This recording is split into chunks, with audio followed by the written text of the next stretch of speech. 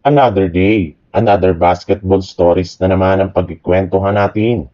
At ngayon nga ay ang pag-uusapan natin ang balitang makukuha na nga daw ng Los Angeles Lakers si Al Horford at ang muling inilabas sa trade update sa Golden State Warriors.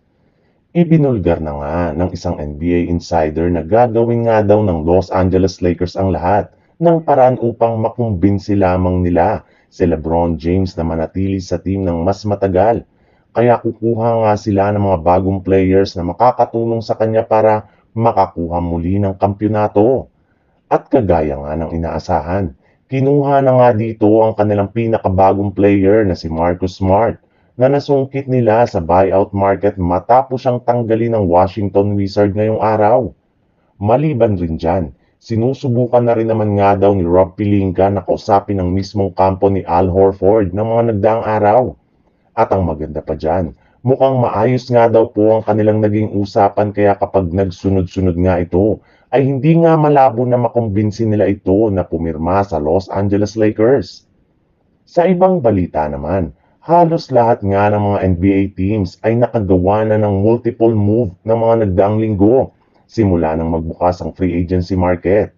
Nakagawa na nga sila dito ng malalaking trade at makakakuha pa ng magagaling na player sa free agency at buyout market. Ngunit kung meron ng isang team na patuloy na minamalas ngayong offseason, eto nga ay walang iba kundi ang Golden State Warriors hanggang ngayon ay wala pa rin naman ngang nagagawang move o nakukuha na bagong player. At isa nga sa mga rason dyan ay dahil sa kanilang batang player na si Jonathan Kuminga. Hanggat hindi nga daw po nila alam kung ano ang kanilang gagawin kay Jonathan Kuminga, pananatilihin nila ito o ititrade ay walang silang magagawang improve sa kanilang lineup. Bagamat man nga gusto nila itong bigyan ng bagong kontrata, ay ayaw na rin naman nga nito na manatili sa team.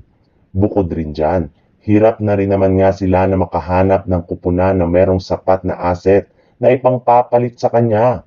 Maging ang Phoenix Suns nga ay interesado kay Kuminga ay nagdadalawang isip na rin naman nga sa kanilang ginagawang negosasyon ngayon sa Warriors. Kaya hindi nga na nakapagtataka bakit wala pa rin nagagawang transaksyon hanggang ngayon si Mike Dunleavy.